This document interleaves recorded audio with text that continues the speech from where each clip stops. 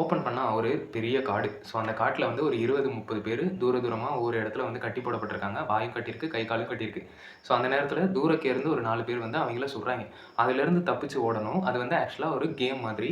ஒரு hunting game. So அது வந்து எப்படின்னா, தூரக்கேருந்து சுடுவான். அவன் சுட்டான்னா நீ செத்து போயிருவ. அந்த சுடுறதுலேருந்து தப்பிச்சு ஓடணும். கடைசியில எவன் ஜெயிக்கிறானோ, அவனுக்கு வந்து அவனோட உயிர் லாபம் அப்படின்ற மாரியான ஒரு கேம் தான். ஸோ இது வந்து இந்த பணக்காரங்கலாம் சேர்ந்து ஆடுற ஆட்டம்னு வச்சுக்கோங்களேன்.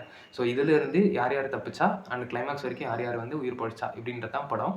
அண்டு இதை வந்து கொண்டு போயிருக்கிற மோடுன்றதே படத்துடைய ஆக்ஷன் த்ரில்லர் கைண்ட் ஆஃப் மோடில் தான் படம் ஃபுல்லாகவுமே இருக்கும். அதை விட்டு ஒரு சீன் வெளியவும் இல்லை உள்ளவும் இல்லை.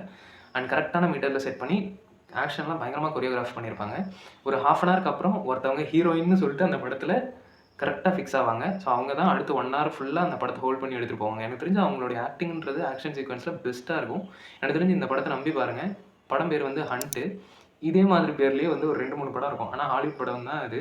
ஸோ அதனால் ஹாலிவுட்டில் செக் பண்ணி பாருங்கள். 2020 வந்தது. ஸோ ஒரு கேர்ளுடைய ஃபேஸ் இருக்கும். ஒரு லேடி அவங்களுடைய ஃபேஸ் தான் இருக்கும். ஸோ கண்டிப்பாக அதை ட்ரை பண்ணுங்கள். எனக்கு தெரிஞ்சு உங்களுக்கு பயங்கரமாகவே இருக்கான்னு நம்புகிறேன் இந்த ஆக்ஷன் கைண்ட் ஆஃப் ஃபில்ம். அவ்வளோதான். வரட்டா. பை. Love you.